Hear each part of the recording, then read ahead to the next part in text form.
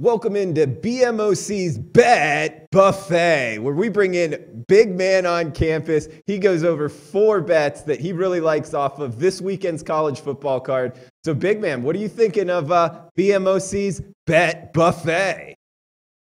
I'm telling you, Drew, they got to get you on as one of those voiceover people. You're just so energetic and just make me want to listen in to the BMOC Bet Buffet. I like it. Good stuff, Drew. Very good. BMOC's Bet Buffet coming at you. Hey, let's start off Friday night. We got Utah at Arizona, key Pac-12 South matchup. Looks like Utah, they were -3 for a couple days there, big man. Now up to -3.5. Total pennies showing 56. Chris at 57 right now on SBR odds. This one is on FS1 tomorrow night, actually Friday night at 10:30 Eastern. How you looking to bet this one, big man? Yeah, really excited for this game. Should be a fun tilt late night on little Pac-12 after dark action. 3-0 against the spread. Utah heads on the road here, and look, Drew, I think that's really the only advantage for Arizona in this game. They're hosting Utah. Other than that, I don't think this is a very good matchup for the Wildcats. They come into this game off of a win, but remember, you look at their 2 wins this year: Northern Arizona and UTEP. Not exactly something special. You look at stepping up in competition, really had trouble with the Houston Cougars, and that was even after Houston was a little bit rusty playing in their first game. Look, I like what Arizona's starting to do now. They're starting to run the football, make that a little bit more of a focal point. But again, Utah's one of their big strengths on defense is stopping the run. They also are a team that generates a ton of turnovers. 9 turnovers already for the Utes. And I'm concerned coming into this game on Brandon Dawkins, the quarterback. Looked good last week, but I got to tell you, he turns the ball over a little bit too frequently, and I am concerned for him in this game. Also, you also look at the fact of um, this offense for Utah is all of a sudden a pretty big play offense. Tyler Huntley is a great passer, 72%. He's also making high quality throws. You're not trying too hard, just making dump offs and check downs and finding people over the middle. Just a really high effective efficiency offense. Adding in Darren Carrington's been huge for this offense, and I look for them to really just kind of impose their will here. I think they're the better football team, and I think the difference in this football game is on the defensive side of the ball. I just don't think Arizona's been really tested offensively this year. I think they will be in this game. The only factor I think for Arizona is that they're at home. Other than that, I think Utah will win this one by 7 to 10 points and really get another nice win under their belt here as they head into deeper Pac-12 play. I'm going to lay the 3.5 with the Utah Utes. I think they win this one 31-20, something like that. All right, big man. On to the Saturday slate, starting 12 noon Eastern, 9 a.m. Pacific time. We got the UMass Minutemen traveling to Knoxville, Tennessee to take on the Tennessee Volunteers. 327, 328, the rotation betting numbers on this. Looks like SBR odds showing Bet Online opening 26.5, bet up to 28 now. Couple shops showing 27.5, one being Bet DSI. 61 the total, couple 61.5s out there. You looking to bet the side or the total in this one, big man? I'm looking to bet the side here, and I'm going to side with the dog here, getting 28. I think this is a good spot for UMass. They've been in a pretty nice form lately. They're covering in games, and they're just being a pesky football team. You saw last week on the road in Philadelphia, they just didn't go away. And I think of off the loss for Tennessee. Look, clearly it was a bad loss. You would think they're going to come out here with a little bit of a fire under their ass, but I just don't know that they're that big play of an offense. They don't really have the ability. Dormity's not going to work you over through the passing game. I think UMass will do enough to hang in this game. You look at Andrew Ford, the quarterback out of Camp Hill, Pennsylvania. I saw this kid in high school play. He's really kind of commanded this offense, done a great job of moving the football. And I'm just not sure that Tennessee, you look at their first couple games this year, Drew, really haven't faced anyone through the air. I mean, Florida's not exactly a good passing offense. Georgia Tech doesn't throw the ball really at all. And you look at against Florida, they still found a way to lose that game late because of the inability to stop the pass. I think Andrew Ford and the Minutemen are going to do enough to hang in this game. If you notice this year, Drew, they really haven't been blown out. They've hung in every football game this year. They've also covered 3 in a row against SEC opponents, even last year going into Florida and hanging in that football game, losing by 20. I don't think they're going to win this game. I don't think they're going to come close to winning this game. But I think Tennessee's going to win this one, 38-17, 38-13. I think they're going to do enough, UMass, to stay in this football game and cover the number. I just don't think Tennessee's built to blow teams out and cover these kind of numbers. Big man, I really like this pick. Gun to head, I would choose the same thing, especially what UMass has two pretty good quarterbacks. You mentioned Andrew Ford, who you saw in high school, interesting there, and also Andrew Comas, who last year split time with him, but it sounds like Ford took over. I like that, kind of having two quarterbacks going up against the Tennessee Volunteers, because even if it does get a little bit away from them, you got the talent at quarterback late in the third and the fourth quarter to kind of stay a little bit respectable. But big man, a little bit of pushback on this. What do you think about handicapping these type of games where obviously they're going to be outmatched talent-wise? Why not kind of wait for UMass to, obviously you see value here, that's why, but do you find it maybe easier to handicap UMass, against a MAC team or against a Conference USA team rather than on the road in the SEC? Do you find that being more volatile in years past?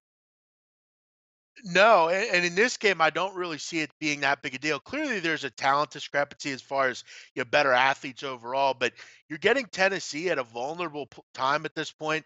They're not that good a football team. They're coached by a guy who is weak mentally as it is. I don't know that he's going to do a good job of really commanding his team to say, you know what, let's bounce back here. I mean, listen, that's a bad way to lose the other week, last week in Florida. You really did everything you could to lose that football game. You had optimum times to score touchdowns. You couldn't do it. I just don't think they're very mentally tough, Tennessee. Their coach obviously isn't much of a leader. And I want to say this.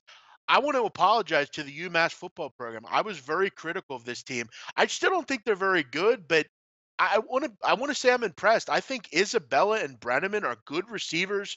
Marquise Young, pretty good running back as well. I think offensively they'll do enough to stay in this game, and I don't think Tennessee really has the big play ability to pull away here and win by 40. So they'll do enough to hang in this game. They're not mentally tough enough to say, you know what, we're going to go out and win by 50 here. I just don't think they're good enough to do that.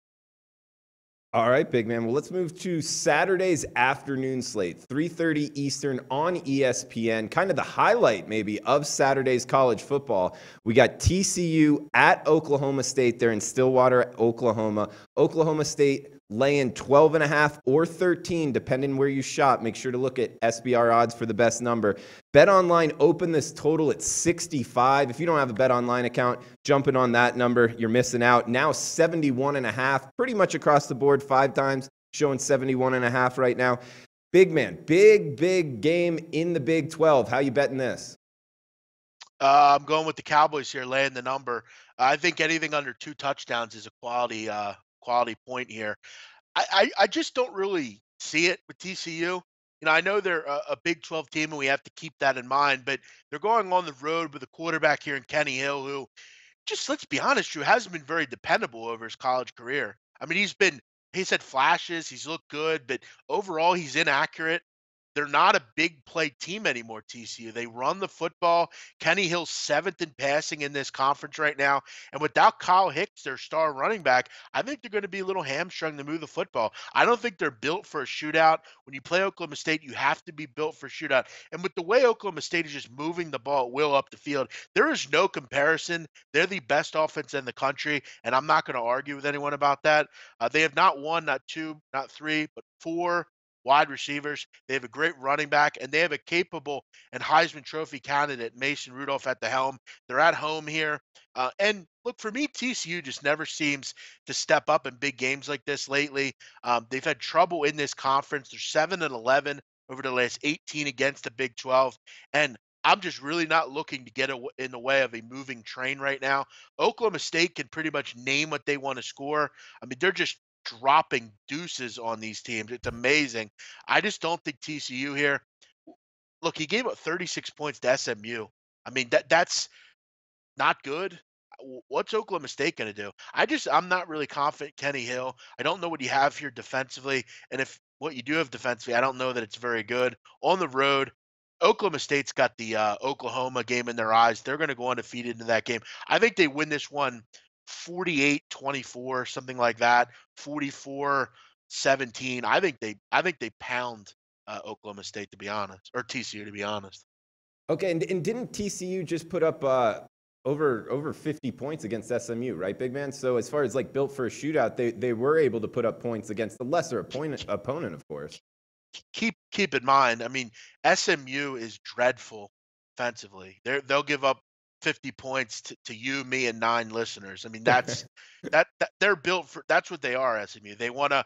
Their goal is they know they can't beat teams like TCU, so their goal is to put up points in their conference, and in the AAC they're going to be a sieve all year defensively. But you could also make the point against Arkansas. They only put up 28. They really haven't played anyone. I mean, Arkansas is a struggling SEC team. Jackson State, I mean, come on. SMU, come on. I don't put a lot of stock into that. I think Oklahoma State's better than people think defensively. I just don't think they're on the same level right now. All I got to do is like 12, 13 here. Yeah, anything above under 2 touchdowns, I'm very interested in here. Saturday night college football nightcap slate, 10:30 Eastern, 7:30 Pacific, ESPN broadcast, 4:09 UCLA Bruins at 4:10. Stanford Cardinals. Stanford laying 7.5, 57.5 the total, pretty much across the board right now on SBR odds. Chris showing a 58. What are you thinking about laying it here with the Cardinal and bounce back mode? Actually, bounce back mode for both teams, big man. Yeah, both teams off group of 5 losses, lost to San Diego State and then to Memphis, 2 good programs, which isn't terrible, but you should have won if you're these teams. I'm actually going to look total here, Drew. I don't really want to rack my brain on who's going to cover. I don't really understand the move down. We've seen that a lot with some of these poor defenses, Drew. I mean, seems like Sharps every week bet against Tulsa and they bet on the under. Seems like they're betting against UCLA. The truth of the matter is UCLA is just not very good defensively. They can't stop the run. They're dreadful. They're giving up 38 points a game. And they really don't, I don't think, care much. They know they have a good quarterback and they're going to have to win a lot of shootouts. I also look at Stanford and I say to myself, they're off one of their worst games they've ever played offensively under David Shaw. I think Keller Chris comes out here and will feast on UCLA's secondary. And I got to tell you, Drew, I was a little bit concerned with what I saw out of Stanford through the air against USC. I thought they were a little bit exploited in that game. I thought this team was much better than that in the secondary. I think UCLA is really kind of licking their chops as well here. I don't understand the move down. I think both these teams get into the 30s, and this is a little bit more of a shootout. 2 good offenses here. I think Stanford's got the ability to really run the football here as well. 275 yards a game UCLA's given up on the ground. I just don't see any reason this isn't similar to last week's game with Memphis. I think we see 2 high-powered offenses whose defenses really don't come to play in this game. I think this is like a 34-31 type of game, 38-34, something like that. I think we see a shootout here. All right, big man liking the over.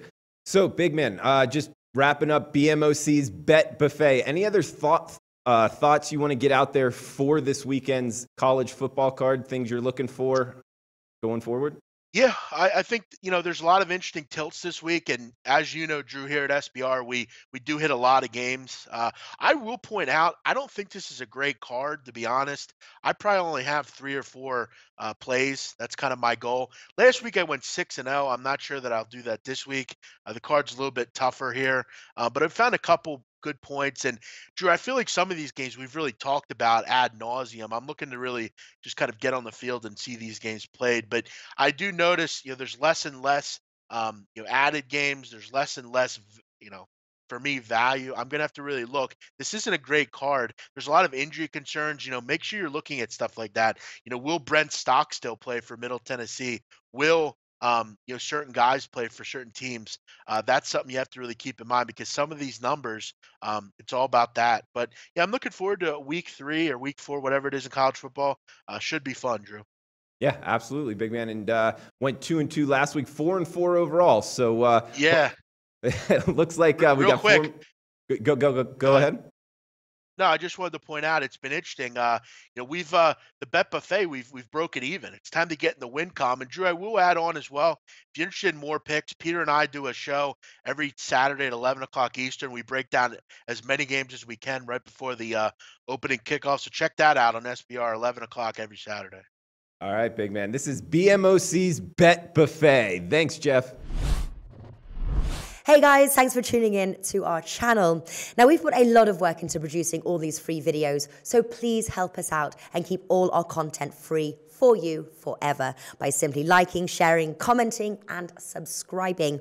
Now, not to mention, a visit to our industry-leading website will warm the hearts of all our SBR employees, especially myself. Now, the links are over there to the left, so do check those out. Thanks for watching.